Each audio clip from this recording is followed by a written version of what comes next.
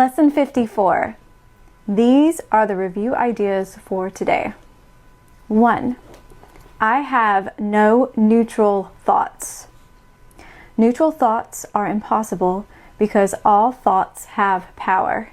They will either make a false world or lead me to the real one. But thoughts cannot be without effects. As the world I see arises from my thinking errors, so will the real world rise before my eyes as I let my errors be corrected. My thoughts cannot be neither true nor false. They must be one or the other. What I see shows me which they are. 2. I see no neutral things. What I see witnesses to what I think. If I did not think, I would not exist, because life is thought. Let me look on the world I see as a representation of my own state of mind.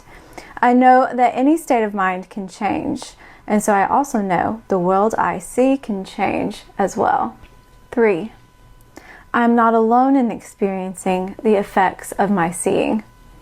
If I have no private thoughts, I cannot see a private world. Even the mad idea of separation had to be shared before it could form the basis of the world I see. Yet that sharing was a sharing of nothing.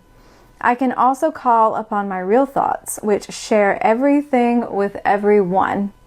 As my thoughts of separation call to the separation thoughts of others, so my real thoughts awaken the real thoughts in them, and the world my real thoughts show me will dawn on their sight as well as mine.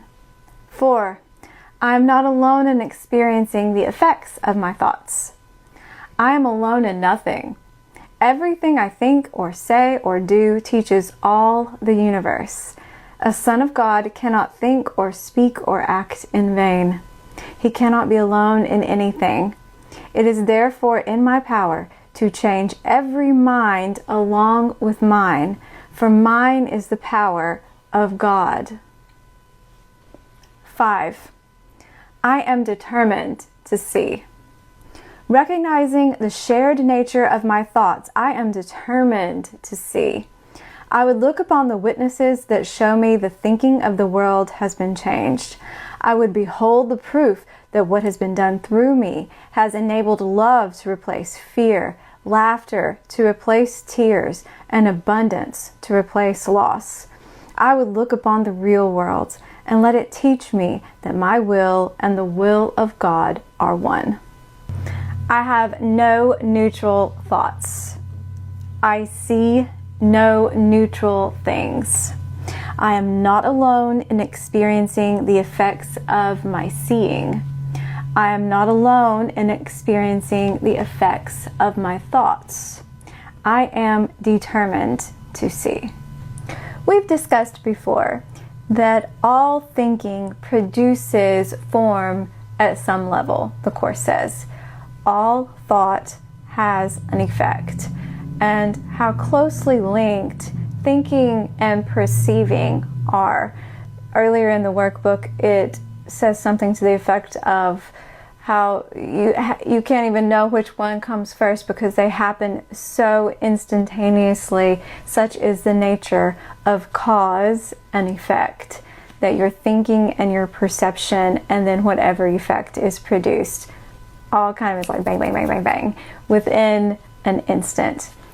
And such is the incredible power of your mind, that the thoughts you think influence the way you see things, which is an intuitive seeing. You can almost say through your third eye seeing, not your physical eyes necessarily, although that they might influence. The ego uses your physical eyes to influence your perception, but we're talking about your spiritual sight, how you are perceiving things, how your thought and your perception are so closely intertwined, and the power of your mind, the boom, the effect is produced.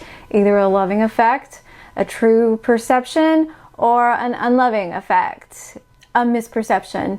Remember, in A Course in Miracles, sin is not something that we should feel guilty about. When we're talking about sin, it's talking about that definition of sin where we have missed the mark. We have gotten out of alignment with the truth of who we are, with the mind of God. And that an error, a sin, a mistake can be easily corrected when we ask the Holy Spirit to help us do that. The power of our mind is such that we can see truly, we can perceive truly, or we can have misperceptions and be off a little bit. But the good news is we are not alone in this. We are guided back by the Holy Spirit. That is the power of the atonement, the power of the Holy Spirit to be invited into our mind, into our thinking, and to decide for God for us, to decide for love for us. And we won't feel guilty because the Holy Spirit can undo all of the effects of our wrong decision if we let Him. And we have to allow Him to do that and be willing to let that happen. And then we begin to see how things transform.